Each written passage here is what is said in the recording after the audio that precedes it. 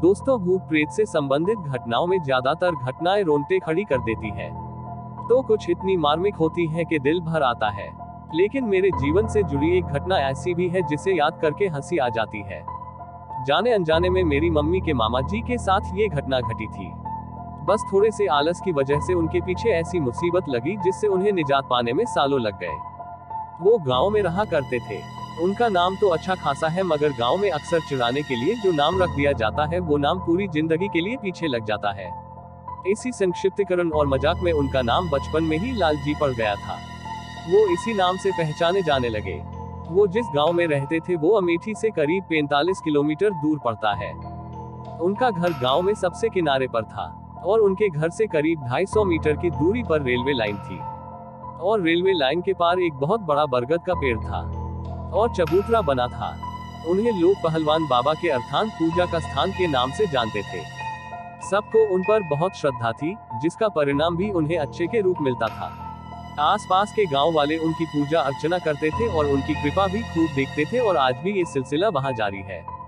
वहां वास करने वाले बाबा कोई देवता नहीं थे, वो वही थे जिन्हें लोग शहरों में छलावा कहते हैं। लेकिन वो बहुत समय से वहां वास करते हैं, इसलिए वो बहुत अधिक शक्तिशाली है। उनकी पूजा जो करता है वो उस पेड़ पर लंगोट और दारू की एक बोतल चढ़ाता है। भूत प्रेत बाधा से ग्रस्त व्यक्ति वहां जाकर ठीक हो जाते हैं। लाल जी भी उन्हें बहुत मानते थे, मगर वो थोड़े आलसी थे। जब भी उनकी माता उन्हें उस स्थान पर चढ़ावा चढ़ाने को कहती तो वो बहुत आस करते थे। वही गांव में एक पंडित जी भी रहते थे, हष्टपुष्ट शरीर वाले, और अखाड़ों में उनका बहुत नाम था। लोग उन्हें अक्सर पहलवान पंडित कहते थे। हालांकि वो थे तो पंडित, मगर ये नाम उनके चरित्र को दूर दूर तक नहीं छूता था। उनके परिवार में उनकी पत्नी और उनका एक 10 साल का बेटा था। एक बार उनकी पत्नी बेटे को लेकर अपने मायके गई थी और वापस आते समय जिस बस से वो वापस आ रही थी वो बस दुर्घटनाग्रस्त हो गई। उनके बेटे ने वही दम तोड़ दिया और उनकी पत्नी 3 दिन अस्पताल में जिंदगी और मौत से जूझने के बाद चल बसी। पूरे गांव में हफ्ते भर तक शोक का साया था। इतनी बड़ी दुर्घटना पहली बार उस गांव में घटी थी। पहलवान जी के घर लोगों का तांता लगा रहता, वो अपने होश हवास से खो बैठे थे। आसपास के जानकार और मित्र आकर उन्हें खाना पानी देते, वरना वो खुद खाना पानी भी नहीं लेते थे। हफ्ते भर बाद धीरे धीरे गांव के लोग अपनी दिनचर्या में वापस लौटने लगे और उधर पहलवान जी ने जब खुद को संभाला तो शराब और नशे में डूबे रहने लगे और अपने मित्रों और रिश्तेदारों को भी उन्होंने जाने के लिए कह दिया और अकेले रहा करते थे।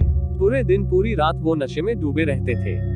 धीरे धीरे उनका पहलवान वाला शरीर सूखने लगा और 1 महीने के अंदर वो किसी सामान्य व्यक्ति जैसे दिखाई देने लगे।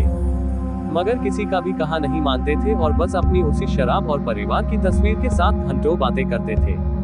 करीब 1 महीने के बाद अचानक सुबह खेत जाते समय एक व्यक्ति ने खबर दी कि पहलवान जी ने रेलवे लाइन पर आत्महत्या कर ली। उनका शरीर 2 हिस्सों में वहां पड़ा था।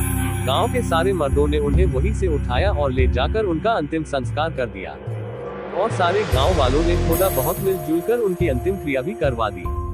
बहुत बुरा हुआ था, मगर सबने ये सोच लिया कि ये तो होना ही था, आज नहीं तो कल। या तो वो शराब से बिस्तर पर पड़े पड़े मर जाते या फिर जो हुआ वही होना था। खैर, जो हुआ उसे ईश्वर की मर्जी मानकर सबने उनकी संपत्ति पंचायत को गांव के भले में लगाने के लिए दे दी। उधर कुछ 1 महीने के बाद लाल जी की माता जी भी चल बसी और लाल जी को ये बात अच्छी तरह समझा के गई थी कि हर हफ्ते पहलवान बाबा को भोग देना न भूले। उनकी कृपा रहेगी घर पर तो सदैव घर में हरियाली और समृद्धि रहेगी। ये बात लाल जी अच्छी तरह समझ गए थे और उसका पालन भी करते रहे। हफ्ते में एक दिन वो अर्थान पर जाकर भोग अर्पण करके आते थे और सबकी तरह ही शराब की बोतल से थोड़ी सी शराब वहां चढ़ाकर बाकी बोतल को प्रसाद के रूप वापस लाकर उसका सेवन करते थे। करीब 6 महीने तक तो उन्होंने इस नियम का पूरी तरह पालन किया। फिर एक दिन वो दूसरे गांव गए हुए थे किसी परिचित से मिलने। वो गांव उस अर्थान से थोड़ी दूर पर करीब 400 मीटर की दूरी पर था।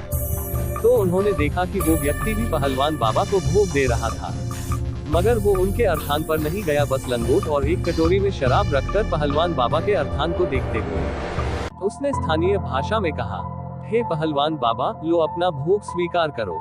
और फिर शराब को उसी तरफ गिरकर हाथ जोड़ लिए और वापस आकर लाल जी से बात करने लगा। लाल जी ने पूछा कि क्या इस तरह से बाबा भोग स्वीकार करते हैं? तो उसने हाँ में जवाब दिया और बताया कि सच्ची श्रद्धा से चढ़ाया गया प्रसाद लेने तो देवता भी धरती पर आ जाते हैं और फिर ये बाबा तो कुछ ही दूर पर निवास करते हैं और अपना भोग स्वीकार भी करते हैं। लाल जी को ये बात अच्छी लगी, वैसे भी उन्हें रेलवे लाइन पार करके इतनी दूर जाना पसंद नहीं था। अब उनका ये सिलसिला शुरू हो गया। वो एक बर्तन में थोड़ी सी शराब और लंगोट लेकर घर के पीछे की तरफ जाते और वहीं से खड़े होकर जिस तरफ रेलवे लाइन पार पहलवान बाबा का अर्थान था उस तरफ मुंह कर बोलते, पहलवान बाबा भोग स्वीकार करो, और वहीं से चढ़ाकर वापस आ जाते थे। हर हफ्ते वो ऐसा करते थे। इस तरह से भोग देते देते उन्हें करीब 6 महीने बीत गए। एक दिन की बात है, पास के गांव में एक आदमी को प्रेत बाधा हुई। उसके घर वाले बहुत परेशान थे और वो आदमी पहलवानी कर कर के हर किसी को खुद से दूर रहने की बात कर रहा था। जांघों पर ताल ठोक ठोक कर बात कर रहा था। कुछ आदमियों में मिलकर उसे पकड़ने की कोशिश की, मगर उसकी पहलवानी के आगे कोई टिक नहीं पा रहा था। किसी तरह गांव के कई सारे आदमी मिलकर उसके अपने आप शांत होने पर उठाकर उसे पहलवान बाबा के अर्थान पर ले गए। वहां उसे चबूतरे पर बैठाया गया। धीरे धीरे उसने उस पर जैसे दबाव सा बनने लगा और वो वहां मौजूद लोगों ने उससे पूछा कि वो कौन है। उसने बताया कि वो वहां रेल की पटरी पर रहता है। ये आदमी वहां पर गंदगी कर रहा था, इसलिए उसे पकड़ा है। लोगों में से एक ने पूछा कि माफ कर दो इसे, और जाने का क्या लोगे ये बता दो। उसने कहा, दारू पिला दो, छोड़ दूंगा। वहां मौजूद लोग तुरंत दारू लेकर आए और उसे दिया, मगर उसने पीने से मना कर दिया और कहा, ऐसे नहीं, जो मुझे हमेशा देता है बस उससे ही लूंगा। जिज्ञासावश सबने पूछा कि वो भोग किससे लेना चाहेगा, तो उसने बताया कि फलाने गांव में लाल जी नाम का आदमी है, वो मुझे हमेशा दारू देता है, वो देगा तो मैं तुरंत चला जाऊंगा। ये कहानी आपको कैसी लगी कमेंट में बताएं, और हमारी YouTube चैनल को सब्सक्राइब कर ले।